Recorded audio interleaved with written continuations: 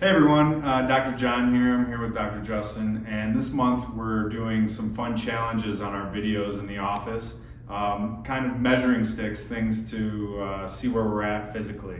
And this one for shoulder internal and external rotation is something that we do with all of our patients looking for discrepancies or deficits. So we're going to take a look at Justin's shoulder range of motion here.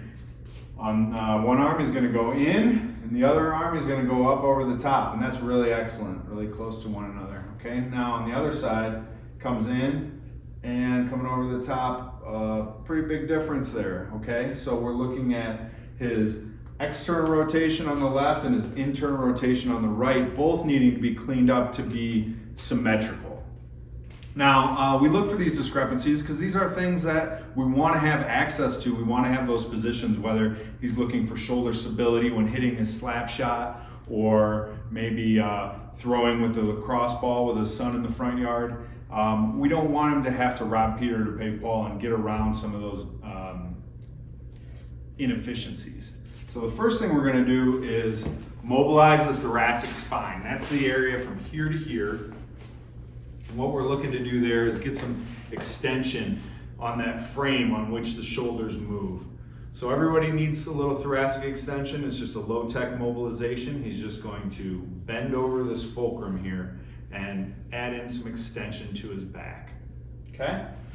Now that's the first place we're going to start. Everyone needs that. Now we're going to talk about pushing on some of the tight muscles and getting a release.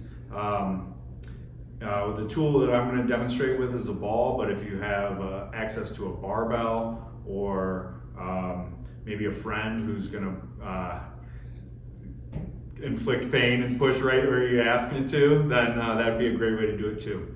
So we're going to come up to standing. I'm just going to show you where I'm talking about putting that ball. So on that internal rotation, we want to think about being able to stabilize the scapula or the shoulder blade on our back.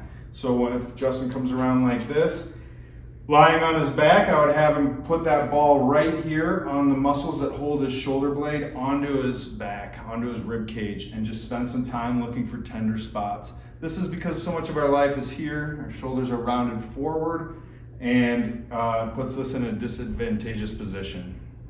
And coming around to the other side, when he's going up over the top, maybe his limitation is here in the lat, or maybe it's here in the tricep, or maybe it's here in the pec.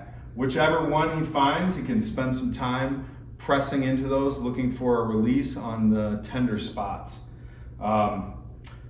Now, personally, I know that these are areas that make a difference for him, but for your shoulder, it could be another area. Maybe it's the pec coming across here. Maybe you need more work back on the back of the shoulder, the part that externally rotates. So it's going to be different for everyone. But the key is just to spend some time, look for a tender spot, and try to be there long enough to make change. Come back and retest, and then you'll know pretty quickly if you're on the right track.